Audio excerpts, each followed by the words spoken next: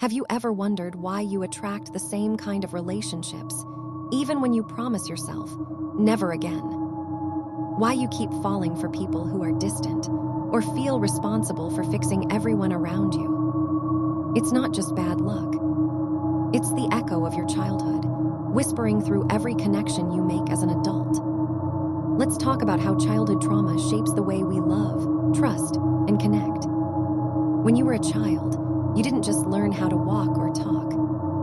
You learned how to love. Your first relationships, usually with your parents or caregivers, became the invisible blueprint for every bond you form later in life. If love was safe, you learned that closeness is comforting. If love was painful, you learned that closeness is dangerous. This is where attachment styles are born, patterns of connection that quietly guide your heart long before you're even aware of them. When we hear trauma, we often think of big, obvious things: abuse, neglect, violence. But trauma isn't only about what happened to you. It's also about what should have happened, but didn't.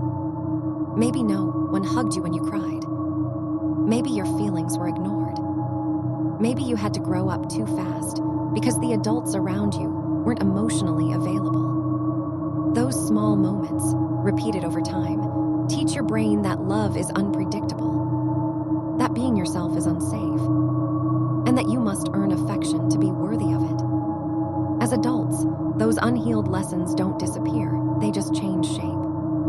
If you grew up walking on eggshells, you might become a people pleaser, terrified of conflict because it feels like danger. If love in your childhood came and went like the weather, you might develop anxious attachment, craving closeness, but constantly fearing abandonment. If you learned that opening up only leads to pain, you might become avoidant, keeping people at arm's length to protect yourself. And if you never felt safe at all, you might swing between both extremes, desperate for love, but afraid of it. These patterns aren't character flaws. They're survival strategies your younger self created to stay safe.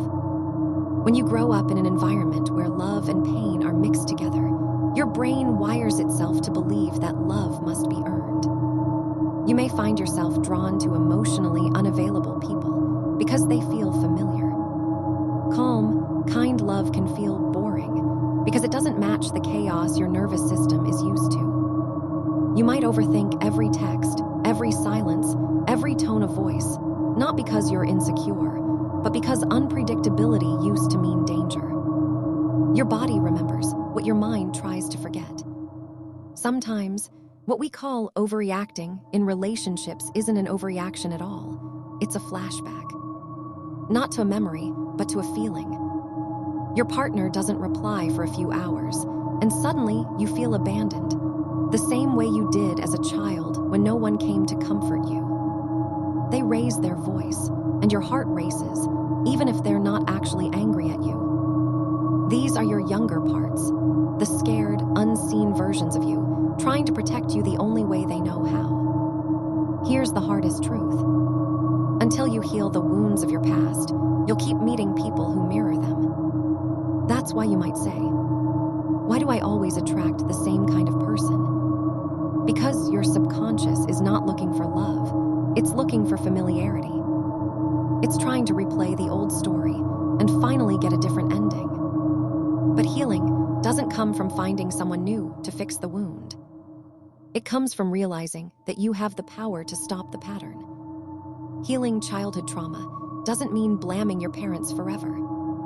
It means giving yourself the love, safety, and understanding you didn't receive back then. It's about becoming your own safe space. Learning to sit with your emotions instead of running from them. Setting boundaries without feeling guilty.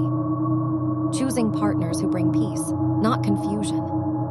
It's teaching your nervous system that calm is not a threat, it's home. Every time you pause before reacting. Every time you choose to communicate instead of shutting down. Every time you remind yourself, I'm safe now. You're rewriting the script your childhood left behind. Healing doesn't happen overnight. It happens in the quiet moments, the tears, the self-awareness, the forgiveness. You start to realize that love isn't supposed to hurt. It's supposed to heal. Your childhood may explain your patterns, but it doesn't define your future. You can learn a new way to love, one built on safety, not survival. You can become the person your younger self needed. Because healing doesn't erase your past. It transforms it into wisdom. If this message spoke to you, remember, you're not broken. You're healing. Subscribe to Mind and Meaning, where every story helps you understand yourself better and grow stronger from the inside out. And tell me in the comments, what part of your childhood do you think shaped the way you love today?